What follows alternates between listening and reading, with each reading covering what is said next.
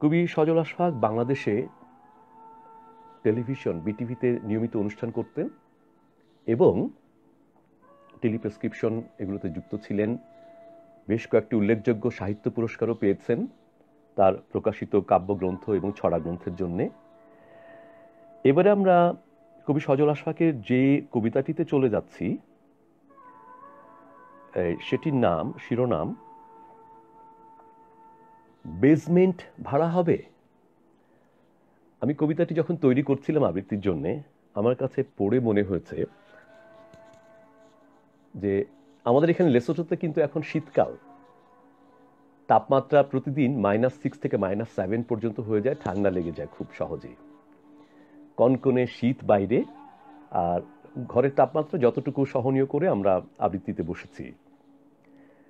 তো বেসমেন্ট ভাড়া হবে কবিতাটি, সজল আশফাকের এই কবিতাটি যখন আমি তৈরি করছিলাম তখন আমার কাছে এমন মনে হয়েছে যারা বাংলাদেশ থেকে প্রবাসে অভিবাসন করেন, অভিবাসী, মাইগ্রেশন করেন, ইমিগ্রেন্ট, তারা প্রাথমিক পর্যায়ে প্রবাসে গিয়ে আবাসনের যে সমস্যাটির মুখোমুখি হন তার প্রকট চিত্র ফুটে উঠেছে। এটি একটি জীবনমুখী কবিতা নিশ্চয়ই। তো আমি এখন আবৃত্তিতে চলে যাই। সজল আশফাকের বেসমেন্ট ভাড়া হবে।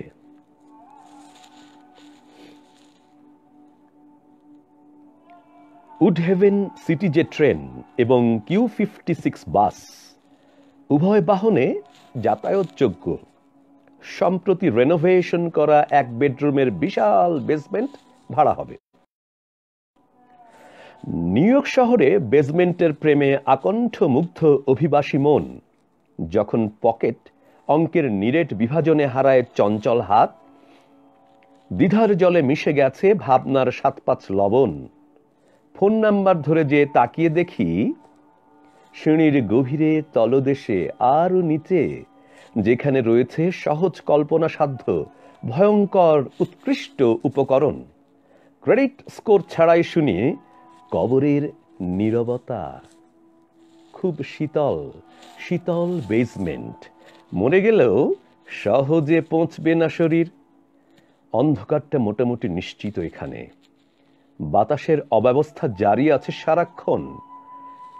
নিখরচায় বাড়তি ভৌতিক অনুভূতি, ছাদ দেয়ালে আল করা অজগর, পেঁচানো পাইপের নিথর আতঙ্ক। অচক্ষু বেসমেন্ট থেকে সাবওয়ে স্টেশন, ধূসর প্রভাতে ঝলমলে অন্ধকার। অন্দর থেকে বন্দরে আলোভীতির প্রীতি বসেছে এসে দুচোখের পাতায়।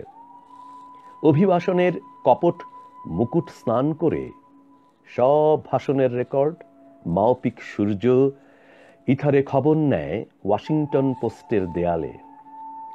বেসমেন্টের চোয়ালে অভিবাসী জীবন খুঁজে ফেরে উপশমের তোয়ালে। চমৎকার একটি জীবনমুখী কবিতা। বেসমেন্টের সেই গভীর বাড়ির একতলারও নিচে বেসমেন্ট, সেখানে নব অভিবাসী বাংলাদেশি মানুষের বাসা খুঁজে পাওয়ার, ক্লান্তি মুছে ফেলার যে আকুতি। ধন্যবাদ কবি সজল আশফাক আপনার চমৎকার জীবনমুখী কবিতাগুলির জন্যে।